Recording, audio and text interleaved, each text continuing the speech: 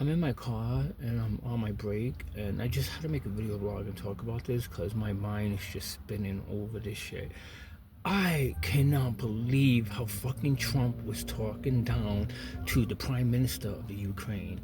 It's amazing the shit this guy was saying. I mean, I never seen this in my whole life. In my whole life, I never seen a world leader talk to another world leader in this fashion.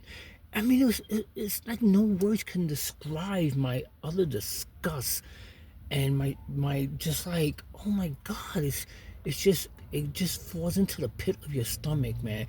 I never felt this feeling, this level of cringe, that I felt today, listening to this fucking moron, this evil, vile, despicable piece of shit fucking guy talk to a world leader. If this guy talks to a world leader this way, that means we don't mean shit to him. That means the average American don't mean shit to this guy. If he could just sit there on the world stage in front of the fucking media and then talk the way he was and the words he was using and how he was just posturing his body, I mean, that means this guy has content for everyone, and we all knew this shit. Even his followers knew this. You want to know the truth? A lot of his followers like Trump for that reason. People even told me that. They said, "Well, we like the fact that he's tough. We like the fact that he's rude. We like not that we like his policy. Not that he's an intelligent. Not that he's a respectful. Not that he's reflective of a good American citizen. No, it was always that. Well, I like that he's rude. I like that he's an asshole kind. I like that he's kind of funny. I don't know what these kind of people come from, but there's obviously millions of them because they voted for this motherfucker. And it's amazing to me how these people still fucking back him to this day. Like, piece of shit Jesse Waters on Fox News, that anchor, who's a piece of shit, and that little blonde lady. Like, these people are the most vilest, racist fucking white people I ever experienced in my entire life. And I grew up in New York, and that's saying a lot. There's a lot of fucking racist people in New York.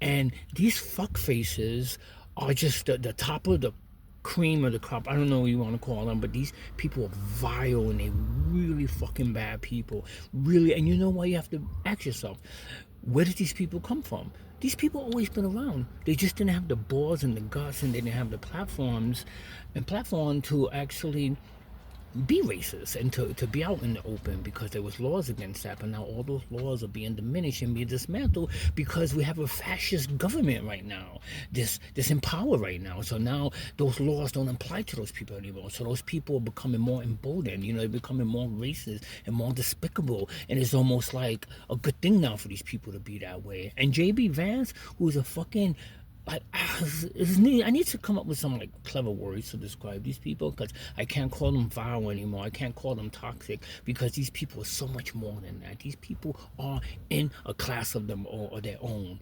These people are so fucking bad. JB Vance, like when he started speaking, like this guy doesn't know shit. This guy almost has no political experience, other than why he was the senator or governor or some shit, but he doesn't really have a lot of experience. He's a piece of shit. And the way you could tell that he was, I mean, it doesn't take a person or half a brain to figure out how he was kissing up to Trump, how he's always been kissing up to Trump, and how he was trying to impress Trump by trying to bully, instead of using a strategic plan intellectually and trying to explain things and trying to be like reflective of a government that is accepting of all possibilities of thought and all avenues and the critical thinking. No, he took the avenue of bullyship, being a fucking bully just like Trump, and like talking down to him and say, well, you have a lot of nerves coming on here. Like, who talks like that? What politician, vice president talks like that and say, well, it's disrespectful for you to come here? That's something that some badass fucking temp at a bad company that's just about to go under speaks like. Not someone that's a fucking vice president.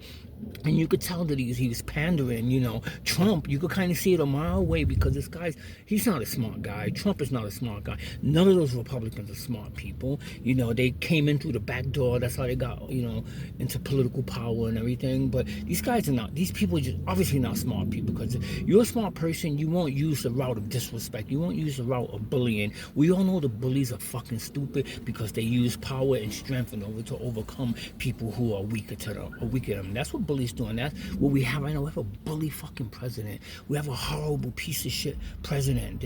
I feel so bad for the fucking prime minister, because this prime minister did not deserve that. He did not deserve to come to America so far away and come to the Oval Office and be talked down like that. And you know what's fucked up? That more than half of the world, more than half, like 98% of the world sides with the Ukraine. They don't side with fucking Russia. They think Putin's a fucking asshole. They think Putin's a dictator. They don't side with Russia. And the reason why they all support NATO is because NATO is the international army, and the international army represents Europe, and even fucking North Korea even sided with the Ukraine. North Korea, which is also a dictatorship, sided with North Korea. You know why? Because it's almost roughly the same size of countries, and Kang Yoon, whatever his fucking name is, the leader of North Korea, he wouldn't want to be invaded, you know? And so he even said it was wrong. He even sided with the Ukraine on their stance against Russia and them defending Russia, whatever. And then this piece of shit, our president is supposed to be the leader of the free world, is going to side with the dictatorship, is going to side with, you know, Putin. And, you know, I mean, this guy, he is like setting up such an evil precedence for what's to come, you know. And like, so now the world is seeing this and seeing how this guy is talking to another world leader. So now no one's going to talk to Trump anymore. No, that's almost like going to high school and seeing this big fucking bully pick on a really tiny kid and just punch him and step on him and do all that. And, you know, you're not going to go up to the bully and say, hey, I want to be your friend, man. You demonstrated that you're an awesome person by beating up this fucking weak guy. You're not going to do it. They're going to be like, either they're going to stop it or they're going to avoid it altogether, you know. And that's what the world stage is going to do to us. They're going to avoid us. They can't stop us because we're such a powerful nation military-wise. We're not powerful intellectually. We're a fucking nation of idiots and stupid fucking people, obviously, because we voted for this motherfucker. I didn't vote for him, but a lot of you motherfuckers voted for this motherfucker. And he's a piece of shit. He's a fucking asshole, and I can't stand him. And I feel bad. I feel for the fucking prime minister. I really do, man, because he did not deserve this shit. He did not deserve to be treated like this in front of the media of America, the media, the international press. He did not deserve this shit, you know. He's just defending his country, and he thought that he was gonna bring the argument to the table. But then fucking Trump, whatever his motives is, you know, you know what it boils down. This is what I'm gonna break it down for you motherfuckers to understand this.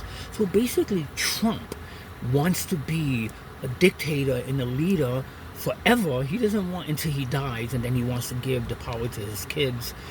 Like the monarch of England, like that's basically what he wants to do. But he wants to run America. He wants to run Canada. He wants to run you know, South America, Mexico. He wants all North America to be under the umbrella of America, and he wants to be the leader. He wants his family to be the sole leaders of this country, like dictatorship. That's what they do.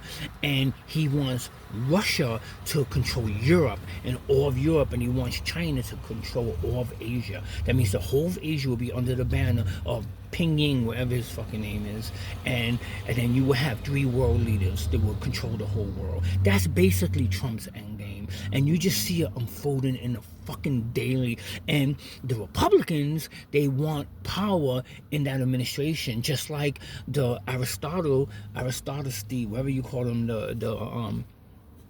the powerful barons and lords of Europe, how they all had stock in owning land, having power over all the business, and you have one monarch family that ran the whole country, and then you have the aristocracy that ran all the land and owned all the businesses, and then you have the peasantry, who was the poor people, who used to be the middle class people, but the poor people running the lands and taking care of the lands and not advancing in their lives and not being, you know, becoming middle class but staying poverty stricken.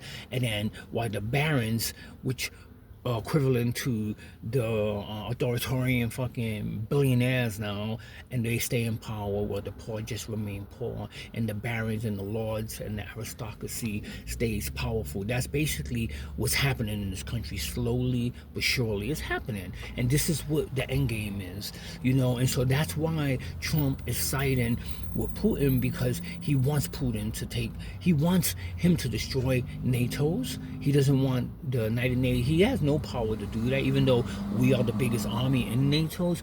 The president doesn't have any power to dismantle NATO's. He can't do that because it's a coalition of different nations, so he can't do that. But that's what he wants to do, and he wants it to be just one army under him, and then he wants one army under Russia, and that's why he doesn't care if, because after Putin controls Ukraine, he's gonna go to other countries and take it over. That's why all those countries are terrified right now, because they know the United States is setting up a dictatorship and they're not gonna come to our rescue.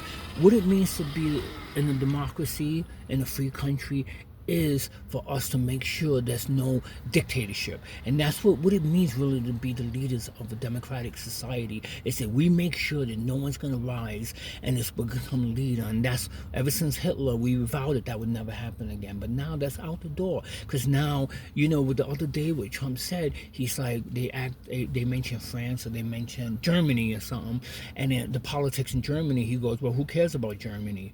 He goes, Germany's not our concern, we have to worry about America. That is so unconstitutional. I mean, that's democratic, because we always cared about other countries. That's why you think people admire us for our money? I'm sure a lot of people do, but people admire us more so for the fact that we stood up for justice, the fact that we stood up for tyranny. We fought against tyranny. We stood up for democratic values, and we spread those, values across the world. We even helped people set up their own democratic countries, and now that's all out the fucking window, because now we're just heading towards this, authoritarian dictatorship, under the umbrella of Trump and the Trump family and the billionaires who back him up, who are really the modern day aristocracy, and that's basically where we're heading. And we in fucking trouble, man.